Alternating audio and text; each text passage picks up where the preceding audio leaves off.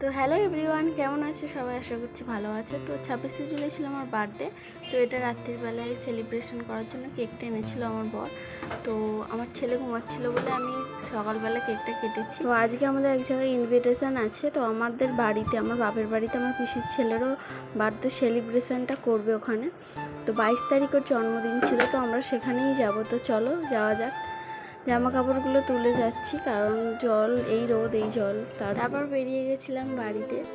তো ও ঘুমিয়ে পড়েছিল যেতে যেতে। ওকে শুয়ে দিয়ে আমরা খাওয়া দাওয়া করে নিয়েছিলাম লুচি আর ঘুগনি।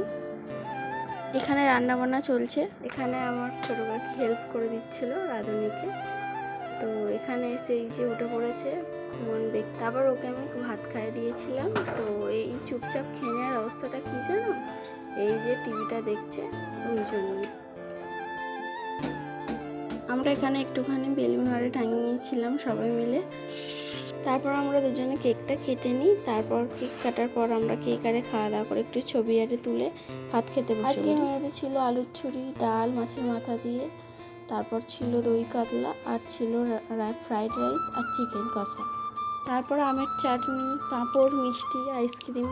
আমাদের খাওয়া হয়ে যেতে উঠে পড়েছিলাম। তো এখানে আরও যারা ছিল সবাই বসেছিল। আর পুবু তো বাইরে যাওয়ার জন্যই ব্যস্ত হয়ে গেছে, ওকে নিয়ে বাইরে ঘুরতে হবে। তারপর ভাইকে যে গিফট আমি এনেছিলাম ওটা দিতে গেছিলাম। তো ওর কেমন পছন্দ হয় সেটাই তোমাদেরকে দেখাবো, কেমন ওর রিয়াকশানটা। তো চলো। আমি যে গিফট দুটো ওকে দিয়েছিলাম ওর তো খুব পছন্দ হয়েছে। আর আমি যে পাঞ্জাবিটা দিয়েছিলাম ওটাই পরেই ও কেক কেটেছে। ওর গিফটগুলো কতটা পছন্দ হয়েছিল সেটা ওর মুখের রিয়াকশানটা দেখলেই বোঝা যাবে। বিকালবেলা ও যখন বাড়ি চলে যাচ্ছিলো তখন আমরা একটুখানি ওদেরকে এগিয়ে দিতে এসেছিলাম। তো এইদিকে আমার পুকুর রিয়াকশান দেখো, আর এখানে সবাই ইয়ার্কি মারছে। এই ছিল আজকের মিনি ব্লগ। তোমাদের কেমন লাগলো অবশ্যই জানিও। তো এতটুকুই, টাটা।